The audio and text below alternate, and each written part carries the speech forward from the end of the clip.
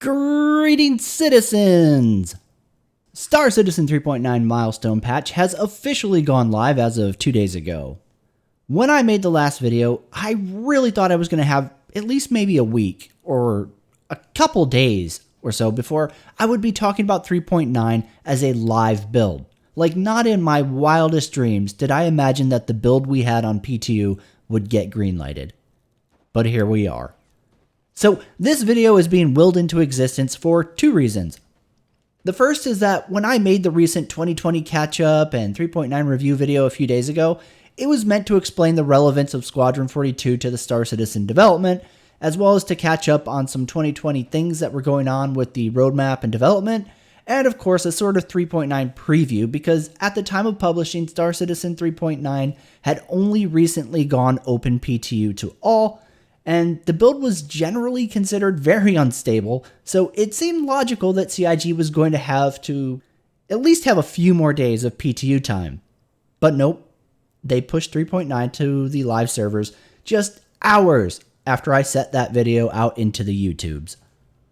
As a result of this event, the build we had in the PTU that I was taking as a general, okay, this is a work in progress, we'll see what we actually get on live, became the build for 3.9. So when I was making the part 1 video, I really didn't focus as much on 3.9 because it was meant to be more of a preview, and I was frankly exhausted with having not made any content in StarCitizen for a few months, much less a nearly hour-long video. So a lot of things I normally would have talked about during a milestone patch video weren't really included because I didn't think what I had at the time was going to be the patch. The second reason I'm making this video kind of ties into the first. Because I didn't expect that version of 3.9 to be the live version, I didn't cover everything, and I feel like my previous video is unfair to the game and the people working on it because I really left out a lot of parts of the patch. Some good, some bad, but I still feel like it wasn't fair, and if I'm sitting here feeling like I did the game dirty, I'm sure more supportive backers are really irritated with the previous video. Since this is still 2020, and one of the things I resolved to do with this channel in the new year was to try to be a little less aggressive towards the project and community, and try to stay a little bit more to the center.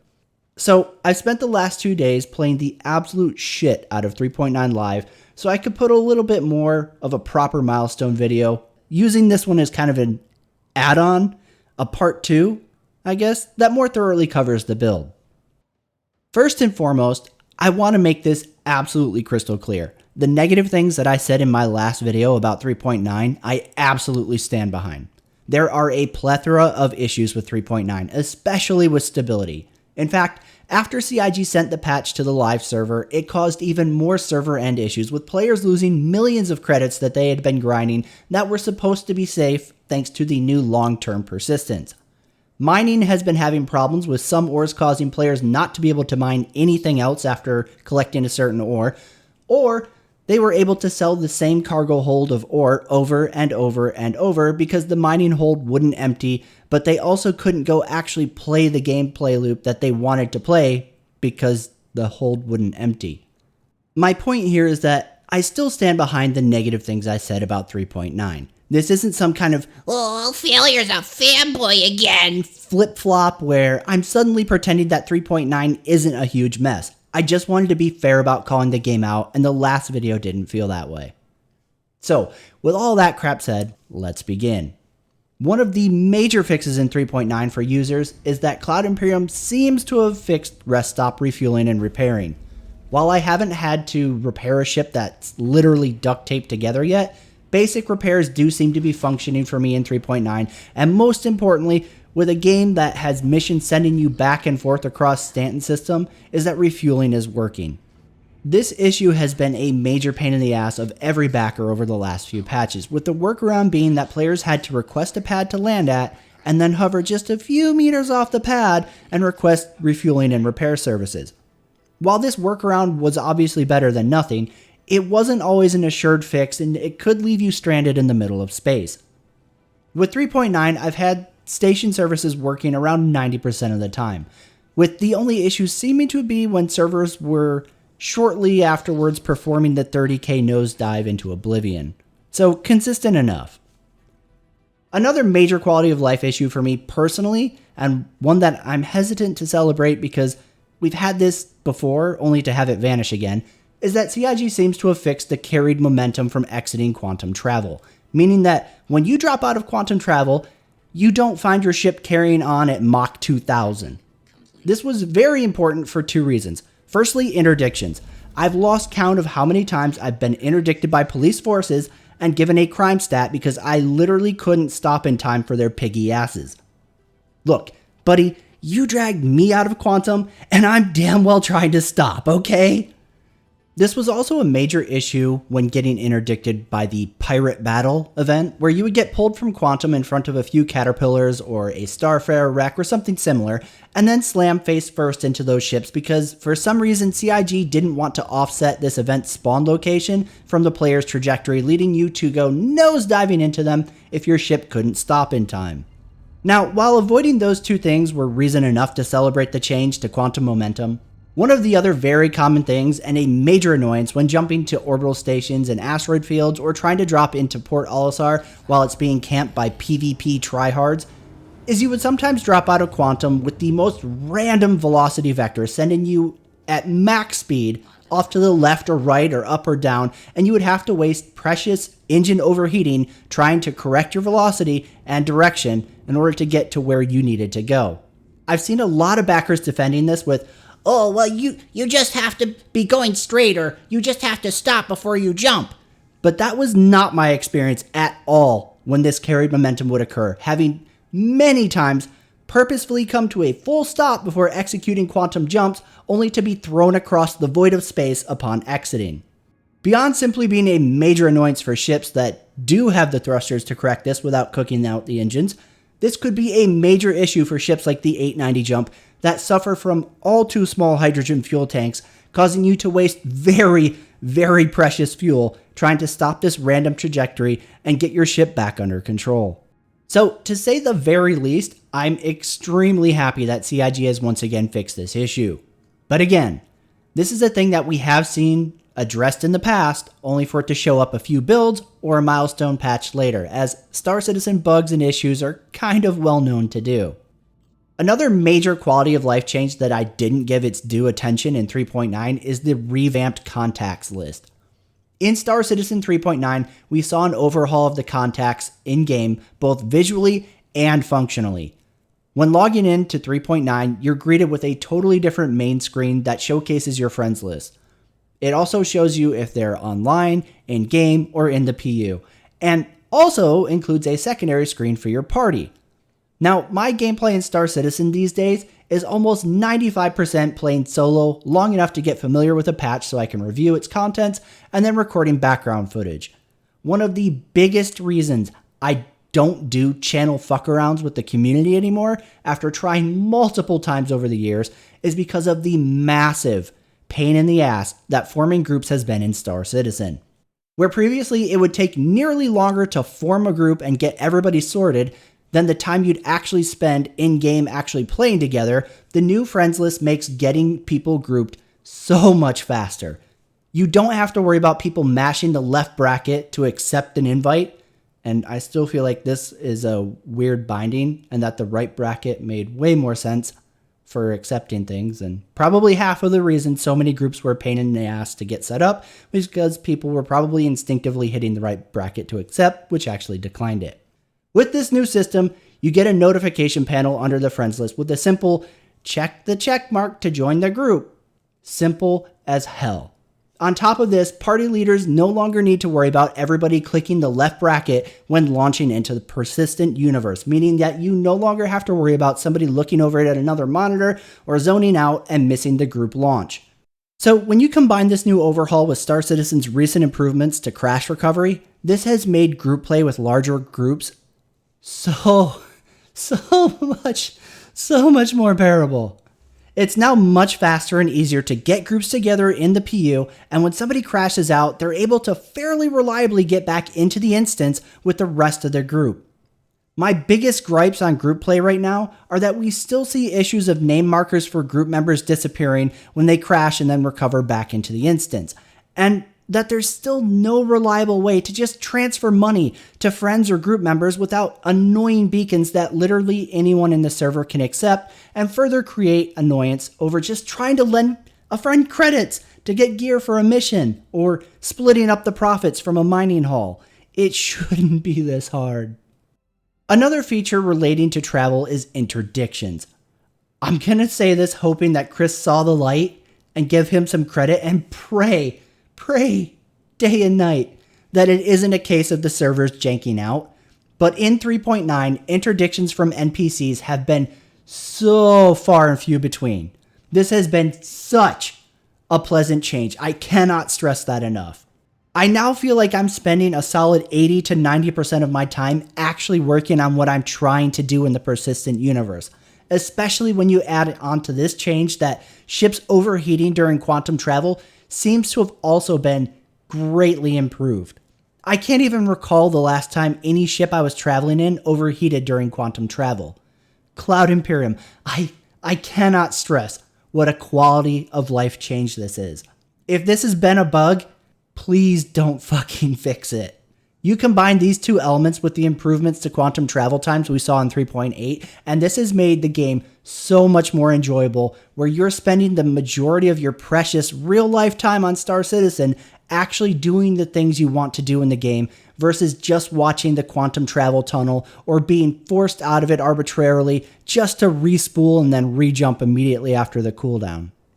Another item I wanted to talk about in regard to Star Citizen isn't specific to 3.9, but seems to be a trend over the last year, and that is the quality of work going into recently flyable ships. I think it's only fair that I give the employees over at Cloud Imperium their due by highlighting just how far the quality of ship design and interior work has come from the days when we were getting copy-pasted ships like the Vanguard, Retaliator, and Saber, to newer ships like the Mole, Banu Defender, and now the Prowler. I know I said I wasn't going to review the Prowler in the last video, but I've had so many people asking me about what I think of the ship, despite absolutely not recommending it because of its price point. So I think the compromise is to talk about the quality of the work that was put into this ship. Now, despite the exterior of this ship absolutely being ripped from Final Fantasy, the interior is 100% Cloud Imperium, and it's hands down the most interesting design work that the project has seen to date. If the interior design styling doesn't catch your taste, however, with CIG's recent attempt to establish yet another alien race's style guide, the cockpit is something I think any backer can appreciate, and honestly, it's probably going to make a good few of them mad. This feature is something many backers have been insisting ship design should have since basically the project launched, as the Prowler sports the coveted virtual cockpit design, meaning no glass cockpit to get pilot sniped out of, and despite the Prowler's entire pilot view being made of virtual panels, similar to Titan suits out of Titanfall, it provides a better pilot view around the ship than many dogfighters, and easily puts ships like the Freelancers, Connies, and so forth to absolute shame. I mean, look at those virtual struts.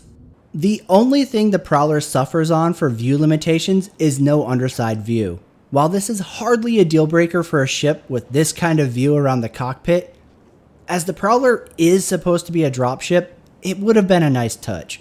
That aside, however, the Prowler is yet another ship in the last year that sets an entirely new standard for Cloud Imperium's work with ship designs and styling. And while ships like the Prowler, Defender, Mole, and 890 Jump are visually just on a level all of their own, that isn't to say that each of these ships doesn't have their own functionality woes. So there's definitely still room for improvement in that category for Cloud Imperium. For instance, some people are unhappy with the Prowler because key features of the ship are missing or not working, similar to the Defender being left in a very questionable place in terms of survivability and offensive capability, or the 890 Jump still to this day missing its massive cargo capacity and being stuck with something smaller than a Freelancer? Like, what? Or a hydrogen tank so abysmally small you can't do much more than admire your whale yacht in the parking garage. Like I said in the last video, however, I really don't want to do a full review on this ship as a sort of protest over how absurd I think Cloud Imperium is pricing dropships as well as the alien tax. And I want to stick to that. Though I will say that after spending a lot of time in this ship and putting its handling and firepower through some tests, I'm still firmly in the camp that even if you are a whale and don't have any problem comfortably affording the Prowler at $440, I don't think this ship deserves the price tag that CIG is charging. While this is an entirely subjective point of view, that remains my stance. Even after Cloud Imperium added SCU cargo to the Valkyrie, I still believe that dropship pricing is way out of hand in this game, and the Prowler is just the extreme example of this. Although I think Star Citizen has seen some amazing quality of life improvements like the items discussed today as well as others over the last year, it's still struggled with my two biggest complaints: server stability and meaningful content. So even though Cloud Imperium has made some very large strides in making the regular players' experiences much better, it's still a long ways off from being a game that I personally would recommend. However, that leads up to the next item I wanted to cover today. Despite being a very harsh critic towards Cloud Imperium, the management, and the state of the project, I've always maintained that you should take my opinion on the game no more seriously than you should take any other YouTubers, and as a result, I constantly encourage viewers to form their own opinions on the state of the game during CIG's free flight events that come up a couple times every year. And as luck would have it, yesterday Cloud Imperium announced that they would be hosting one such free fly event during May, which will allow you to create an account and try out the game yourself, usually granting a temporary access to a few basic ships. I strongly encourage people who have been watching the project for any amount of time but have not yet played it themselves to give these events a try. And while I'm a little confused on why CIG chose patch 3.9 to have a free fly event, as it's hands down been one of the most turbulent patches they put out in recent memory, if CIG can get servers to a point of stability, as well as sort out the database problems that they've been having with this patch, there is a decent amount of content to try and experience for people who are new to the project. Now, I want to stress that these aren't the only positive changes out of 3.9. We talked a little bit about some other ones in the last video, from finally adding a penalty to criminal activity in the verse with the addition of the prison system. New Babbage Spaceport and Phase 1 city interiors being brought online is hands down the best world environment work CIG has done to date, as well as many other smaller little tweaks or additions. The point I want to stress here is that 3.9 is in the same vein as 3.8. There are a lot of little quality of life improvements and smaller additions to the overall state of the game. And while I feel I've never made it a secret that my criteria for praise towards CIG is pretty high, this leads a lot of people to thinking that I don't see any improvements to the state of the project when I don't sit there and highlight every patch note. And that's simply not the case. I also want to stress, however, making this video doesn't change my overall stance on the project. Star Citizen is still woefully falling behind every year with a serious lack of gameplay loops and server problems ranging from stability issues, persistence, and player size it can manage without exploding. I say this nearly every quarter, but I would love for nothing else than to have Star Citizen improve to a point that I can start recommending it to people, and most of all, enjoying it as my regular play game, versus something that I only jump on to see the new things and then shelve again for months. But problem is, the project just isn't there yet. And with the changes Cloud Imperium made to the roadmap in 2020, it doesn't look like I'm going to get that anytime soon, as they continue to focus on Squadron 42 for yet another year. However, one change to the company roadmap that also came out between this video and the last one was the canceling of Citizencon 2020. Now, I have mixed feelings on this announcement, but to be clear, not for their reasoning. I think it was the responsible thing for Chris and Cloud Imperium to axe Citizencon 2020 with everything happening in the world right now. While a lot of people have called conspiracy that CIG would cancel an event that isn't supposed to occur until October because, hey, everything might be better then, right? It also might absolutely not be, and it's in my opinion the responsible thing to do.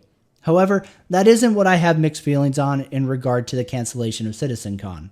You see, over the last 2 years, I have to give credit to CIG as well as Chris for basing Citizencon more in reality versus previous years of showing off demos and concepts that were nowhere near being complete.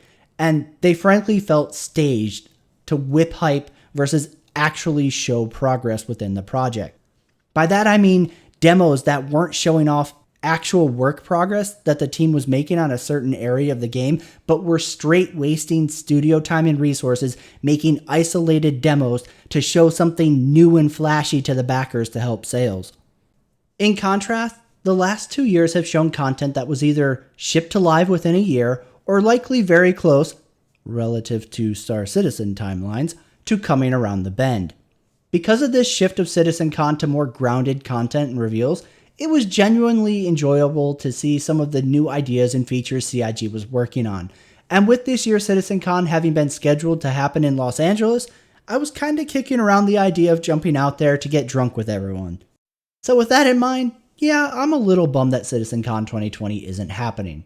However, I'm also probably equally happy that Citizencon is being nixed this year for a few different reasons. Firstly, I'm really curious to see if losing the distraction of planning a major event and convention helps CIG make up some of the time they've fallen behind on the overall project. It's no secret that CIG spends a good amount of time working on presentations for Citizencon and pulling employees over to man the event. So I think it'll be really interesting to see what happens with the persistent universe when CIG is instead focusing on business as usual versus holding a major convention. I'm also secretly curious how canceling the event is going to affect ship sales during the event. And I hope that Chris and CIG will reveal the results of this, whether it's higher or lower, and not just if it's higher. It's been no secret that Citizencon is Star Citizen's funding bonanza, but I've long wondered how much of that is due to the physical event itself versus the fact that so many limited sale concepts are put back into the store, as well as new concepts that come up during these events. Tying into Citizencon being canceled, I'm also really interested to see what kind of in-the-verse celebrations Cloud Imperium has planned. While it's obviously not a substitute for flying out somewhere and having drinks with all of your friends from the project and getting some FaceTime with the actual developers, I think a lot of backers have long voiced that they would enjoy more in-game Citizencon experiences, either because they can't make it to the convention itself, or they simply just don't have the desire to go. And I also suspect the old mock convention YouTube series that CIG used to make during Citizencon probably fueled that a good bit as well.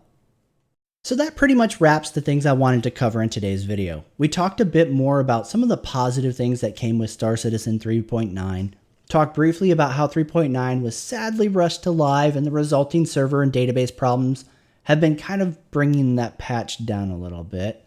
And we also touched on the cancellation of Citizencon 2020. My hope is that you walk away from this video understanding that no, I don't hate the project or the developers working on it.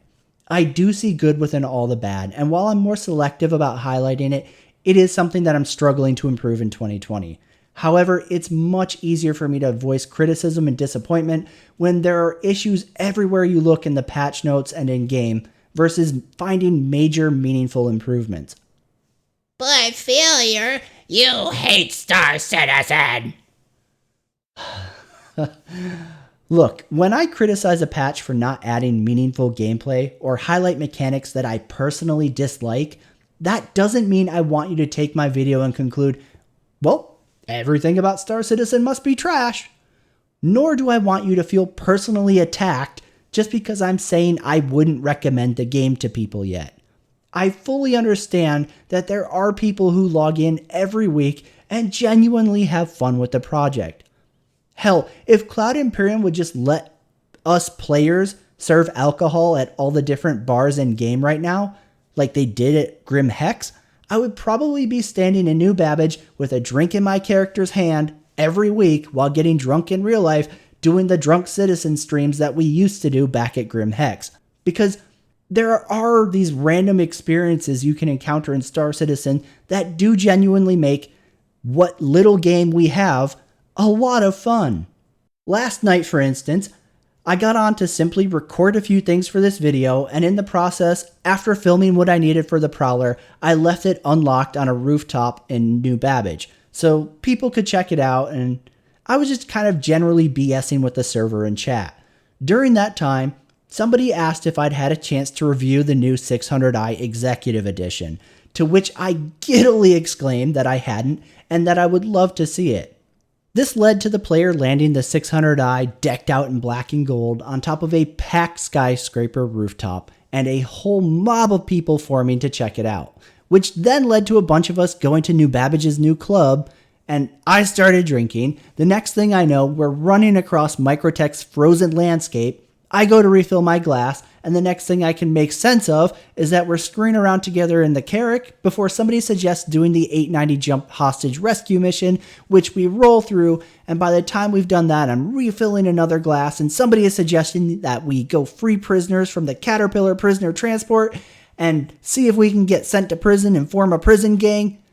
It's a random experience that is just so much fun, and that's the kind of thing that Star Citizen thrives on. Even though the game isn't in a great place, these one-off experiences can be incredibly fun, and prior to this excursion, back in 3.3, I had the time of my life running Jumptown crews, selling space drugs in-game, and hunting down other cargo runners. It's those sporadic experiences that make Star Citizen something unique. So when I complain about the servers not being stable or Star Citizen lacking gameplay mechanics, it's because having those things does nothing but help promote those kind of encounters between players. You see, when I criticize Star Citizen or Cloud Imperium, I hope you can watch my videos and really understand that it isn't me hatefully bashing either because I want them to fail and nobody to ever play the game. It's because I want better out of both of them. So, with all of that said, I am FailureToReport, and this has been your Star Citizen 3.9 Milestone Update Part 2 video.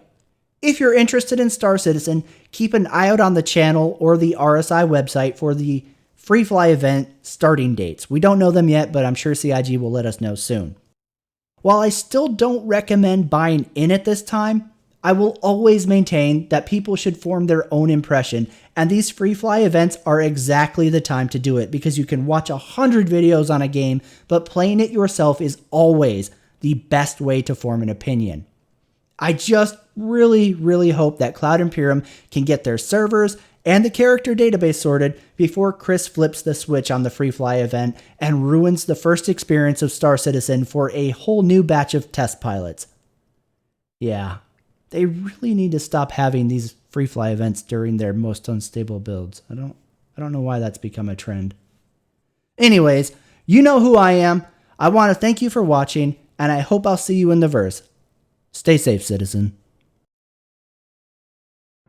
I think you gave me 8 seconds more of survival. Yeah, same, dude. Alright, we gotta go to them. We gotta go. There's an elevator down for you guys already. We're coming! I have 4 minutes left. Oh my God. my god. Make sure you close the front of the ship too. Yeah, I am. It's so fucking hard to see. Fell from the upper atmosphere and splatted onto the fucking top of our hammerhead. I can't believe you did that. Communicated through screenshots. That's the best I part. know. 2950 and we're still sending fucking pictograms of each other. Listen, man, I effectively survived. There's the elevator. Put the fucking elevators down. It's down in the front. They're Down down. in the front. Yeah, the front Get on. port side is down. Are you on? Over here. Over here. I'm blinking at you. I'm blinking at you. Behind you. Behind you. Behind you. Oh, he's behind you. raising it. No! You left him. I've Oh. got 56 seconds. Put it down. Put it down. Put it down. You got 56 seconds? What the fuck? Why'd you bring him up, dude? He didn't. He abandoned it. I can't see. He left him for wolf meat. He couldn't even see me. I was blinking my light at him. It's I'm so blinking cold. my light at the where the elevator is. Caution. Failure is so Oh. cold. It's so Oh cold. my god. We made I'm it. wearing pink and black armor. No, you're not. You're wearing white armor.